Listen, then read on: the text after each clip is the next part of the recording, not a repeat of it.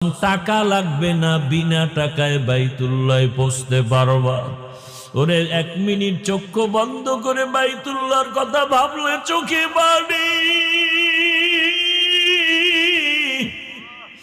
ওই বাইতুল্লাহর ইমামদের একটু তেলাওয়াতের আওয়াজ পাইলেই পাগল হইয়া যাই। বাইতুল্লাহর ইমামদের তেলাওয়াত শুনিস, এই কপাল পোড়া মোবাইল ওয়ালারা, গান শুনিস না, ইমামের তেলাওয়াত শোন। বাইতুল্লাহর ইমামের তেলাওয়াত শুনিস, কসম করে বলি বাইতুল্লাহর ইমামের তেলাওয়াত গুলো যখন মোবাইলে চালাইয়া বালিশে মাথা লাগায় শুনবি, দেখবি চোখের পানি পড়া শুরু হয়ে যাবে। একদিন তুই নিজেই তেলাওয়াত শুনতে শুনতে বলবি আর গান শুনবো না, বাইতুল্লাহর তেলাওয়াত শুনবি।